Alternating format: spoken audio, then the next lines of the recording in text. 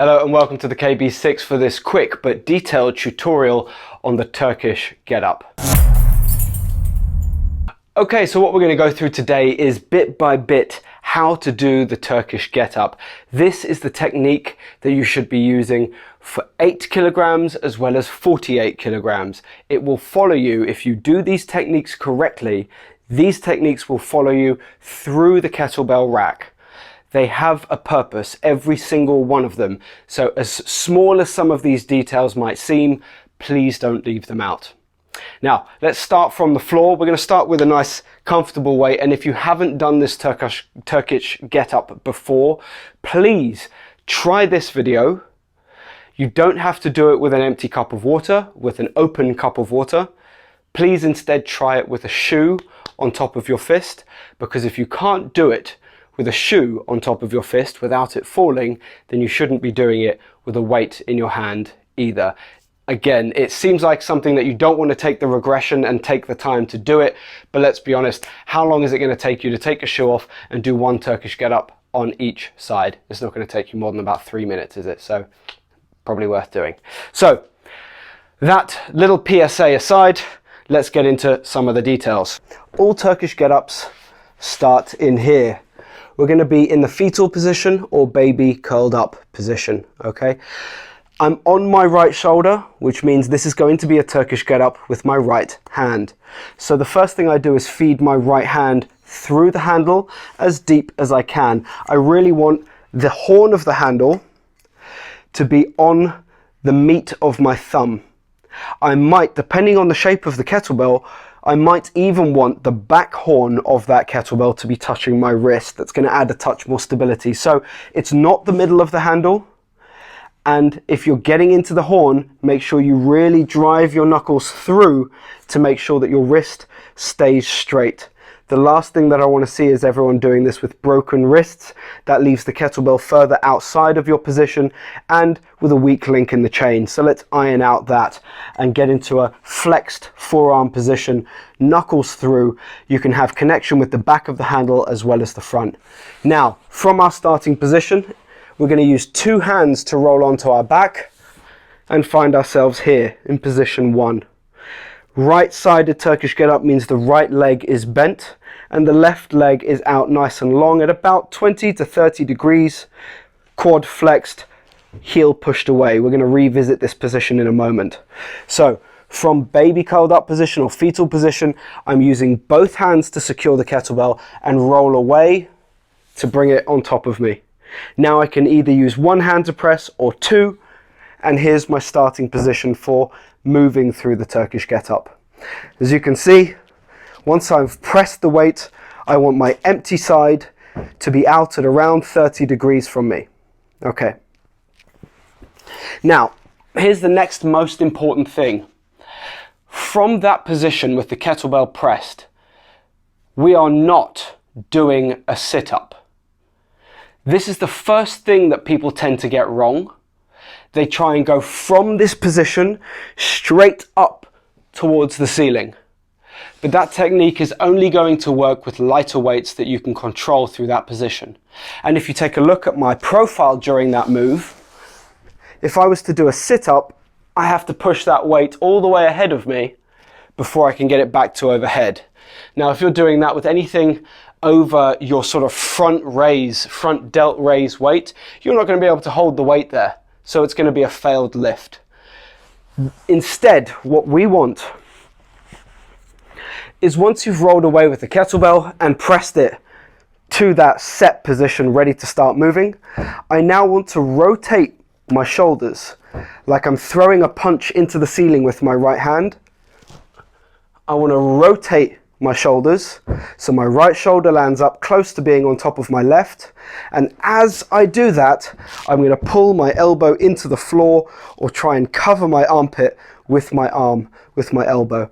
So I rotate, bringing that kettlebell in front of me, pushing through my right foot, and then drive my left elbow into the floor to come up to that first position.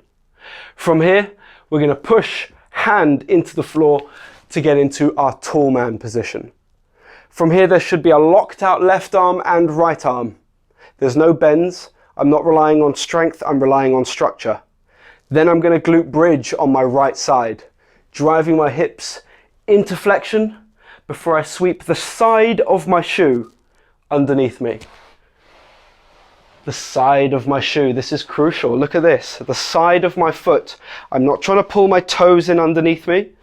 It's the side of my shoe. And now my knee should be underneath my left shoulder and just behind my left hand. From here, drop your hips onto your heel before you glute bridge to come up. From here, you've got two options. Either I step or I windscreen wiper the back shin. Either one is fine, and then you drive to standing. Same thing in reverse. I want a nice big step back into my long distance skier position. From here, drop the knee, circle the shin or windscreen wiper the shin before I drive my hips back onto my heel.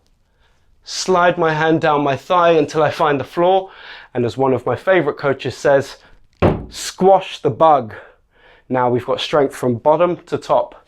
Then slide the side of your shoe back out, drop your hip, point your elbow into the floor, one shoulder blade at a time comes down, and then roll towards the kettlebell as you finish in the same position where you started. There's a lot of detail and a lot of information there. And in fact, we could get even more detailed when it comes to how we brace, how we breathe, how we keep tension in our legs. But that is the initial run through of the Turkish get up. I could definitely go into more detail and bombard you, but that's not going to help anyone. So let's take one more look at this lift from the other side. I get into my fetal position. I'm on my left shoulder, which means left hand through. Deep into the handle, straight wrist or slightly flexed through my wrist, with the back of the handle touching my forearm if that helps you. Two hands help me roll away. And here I want strength in my opposite side leg so that I don't get a lift as I come up. I want strength in my foot on this side, on my left side now, so that I can push into rotation during that first phase. Remember, we're not in a straight line here. We're at a bit of an angle. A wide base is a solid base. Two hands to press if you need to. Set your shoulder away from your ear. Rather than being in a shrugged position, it's away from my ear. That engages your lat and pec to create more stability in your shoulder. From here, remember, it's rotate and pull your elbow in. It's not a sit-up. Then I push my right hand into the floor to come into the tall position. Hips nice and high using my left foot to glute bridge. Side of my shoe, I can't emphasize this enough until your knee is in underneath you. Then watch this. Slide your hips onto your heel and glute bridge up into that starting position. Now this time, just so you can see it, I'm going to step around rather than windscreen wiper. Step and up to standing. Step back into my lunge, point my knee at the floor and step back around. Remember, hips to heel. It really helps to cue your hips by touching them into a hinge. Slide your hand down your thigh, squash the bug. Slide your shoe out from the side, not shoelaces. The side of your shoe slides out, hips down, point your elbow at the floor behind you, and then one shoulder blade at a time comes down before you roll towards the kettlebell. Keeping your arm locked out overhead, that is the only thing that's stopping you from losing your teeth on the way down with a heavy kettlebell. Don't get lazy and think you can muscle this move. This is technique, and this is using your structure. One whole unit, one body that is strong, not one muscle that is strong. We're not relying on one muscle or one body part. And what's really fascinating from my perspective with the Turkish get-up is that when you do this for higher volume, it will highlight the weak link in the chain. If you find that you're doing the Turkish get-up and one body part starts burning, you've just discovered the weak link in the chain.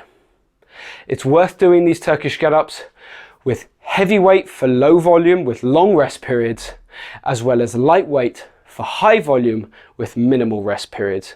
Both have their place in a workout routine and in a program, and both are going to highlight to you strength discrepancies that you need to make up in this movement. For me, this is the most important exercise every single healthy person should be doing. The number one cause of dying too early in the world is a trip made to the floor unexpectedly, or in other words, falling down. The longer you are able to maintain the ability to go to and from the floor under control, the longer you are probably going to live a healthy life. If you can avoid a fall, and if you have fallen, if you can get back up, that is such a huge indicator of your health. Please don't ignore the Turkish get-up. Please don't ignore the little cues and those positions that I've gone through today. They're so vital in ensuring that you do this move right, that you do this move safely, and that you can do this move long term. Because for most of us, we're trying to be the strongest 80-year-old in the room, not hit a 1 rep max one time in our life. I hope that helped, and if it did, please remember to subscribe and like and share this video because it costs you nothing and helps me a ton. I'm trying to grow this channel so that I can help as many people make use of their kettlebells as possible and do so in a way that promotes good technique and good programming. So help me by sharing this if it's helped you. Thanks a lot. I hope you enjoyed it, and if you'd like more detail, leave a comment in the comment section below letting me know what you found most or least helpful about this video. See you at the next one. Cheers.